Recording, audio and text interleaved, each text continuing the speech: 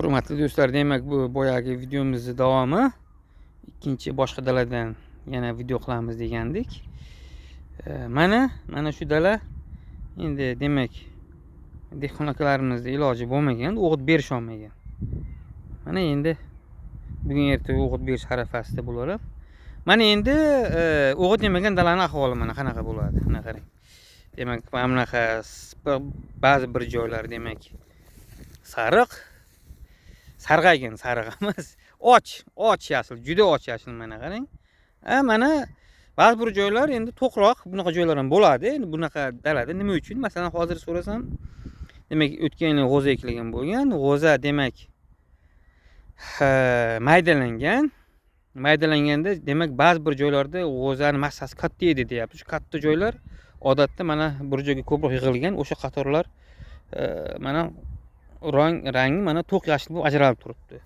Mana qarang, haligi o'tmishdosh, keyin sideratsiya deymiz qishloq xo'jaligida. Bular ahamiyati juda ham katta. Mana bu yerlar juda mana och endi, mana qarang. Demak, o'sishdan ham orqada qolgan, mana rangi ham aytib turibdi. Demak, qanchalar azotga muhtojligini. Demak, kuzda ham o'g'it berilmagan, shu kungacha ham berilmagan. Mana endi men bu yoqda bir oz to'qroq o'simliklar, mana rangini qarang va tuplash holatini ham qarang. Demak, bu yerda demak biz agar vaqtida o'g'itlasak, mana qarang. Demak, bu yerda demak azotga ehtiyoj deyarli yo'q. To'q, endi yo'q demaymiz. Baribir tuproqdan olgan. Mana qalinligini qarang mana. Tuplash koeffitsiyenti ham yaxshi demak ko'rinib turibdi. Endi mana azotga och mana qismlar, ana qarang. Ko'rdingizmi? Demak, tuplash koeffitsiyenti ham juda ham past, ham ancha orqada qolib ketgan. Demak, nima xulosa qilish mumkin? Xulosa emas, endi bu demak o'zi ilmiy dalillar bular hammasi. Qishloq xo'jaligida albatta agrotexnik tadbirlar, ayniqsa shu haligi o'g'itlash, sug'orish, bular hammasini o'z vaqtida qilish kerak. Kechikdingizmi, albatta yutqizasiz. Endi bu yerda siz demak albatta masalan bugun o'g'it sepib sug'orasiz, o'ziga kelib o'sadi, lekin baribir mana kechikkan shu har bir kechikkan agrotexnik tadbir xirmonda o'z so'zini aytadi. Baribir bu yerlar hosildorga past bo'ladi. Mana bu taraflarga qaraganda. Endi umuman olganda bir narsani gapirib ta'kidlab ketmoqchiman.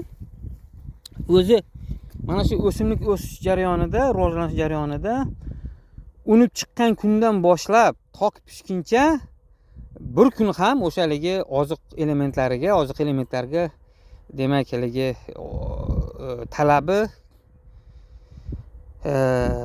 to'la bo'lish kerak. Bir kun ham qolib ketish kerak emas.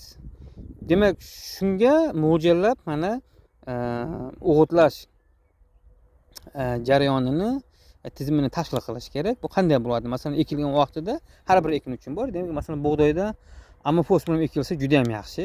Demak, amofos va kaliy o'sha payti berilsa, demak, fosfor va kaliyga bo'lgan talabi demak butun o'suv davrida deyarli qondiriladi. Unib chiqqan vaqtida azot ozgina kerak. O'shaning uchun amofos juda ham qulay ekin hisoblanadi. Bug'doy uchun, ya'ni unda azot ham bo'ladi. Juda ham qishlashga yaxshi kiradi. O'sha optimal muddatda ekilsa, biz endi markaziy viloyatlarimizda demak shu 5-oktyabrdan 20-oktyabrgacha eng qulay bo'ladi. O'sha vaqtda ekib sug'orib undirib oling, g'alaba sizniki. Demak, o'sha payt o'g'it berilsa, keyin erta bahorda, o'zi qishda bizda qishda o'g'it berish kerak deymiz. Men bunga qarshiman. Qishda o'g'it berish foydasi yo'q. Qaysi ma'noda? Siz kuzda amofos bersangiz, hech ham u qish vaqtida ehtiyoj bo'lmaydi bug'doyda. Chunki qish vaqtida bilamiz, bug'doy tinim davrida bo'ladi. O'shaligi fiziologik jarayonlar o'simlik juda ham sekin ketadi. Shu kuzdagi o'g'it yetadi unga. U paytda endi dehqoncha aytganda uxlaydi bug'doy. U paytida u berilgan o'g'itingiz katta ehtimol bilan yog'ingarchilik ko'p bo'ladi shu vaqtida.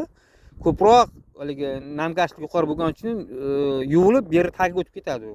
Chuqurroq qismiga o'tib ketadi. O'sha nuqtai nazarda mana erta bahorda o'g'itni berilsa, uyg'onishdan oldin, uyg'onayotgan vaqtda, o'sha yomg'irdan oldinmi, juda ham yaxshi bo'ladi, kerak vaqtida berilgan bo'ladi. Ana undan keyin demak erta bahorda bersangiz, demak aprel oyida bir qismini bersangiz va ozgina o'shaligi boshqalagan vaqtda ozgina berib yuborsa, nur ustiga olinur. Shunda bug'doy shu o'ligi hayotini rivojlanish davomida umuman haligi bug'doyga o'g'itga haligi ehtiyoj sezmaydi, doimo to'q bo'ladi va juda ham yaxshi haligi barqaror hosil beradi. Bu narsaga albatta e'tibor berish kerak va endi bizning mintaqamiz bilamiz, Markaziy Osiyo respublikalari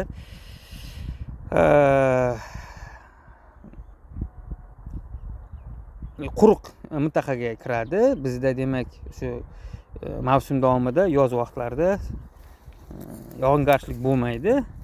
O'shaning uchun haligi sug'orishlar o'tkaziladi. Biz albatta endi sug'orish o'z vaqtida o'tkazilishi kerak. Sug'orish demak o'shaligi kasalliklarga, begemotlarga qarshi o'z vaqtida ishlov berilsa, o'sha tegishli preparatlar sepilsa, pestislarimiz sepilsa va boyagidek o'g'itlar suv o'z vaqtida bo'lsa, hammasi yaxshi bo'ladi. Bizda ham endi mana o'zi ko'p fermerlar bilan gaplashamiz, 100, 110, 115 sentrgacha olyapti fermerlarimiz. Lekin bizda sal barqaror emas. Nima uchun? Baribir iqlim o'zgarishining ta'siri bizda yaxshigina bor.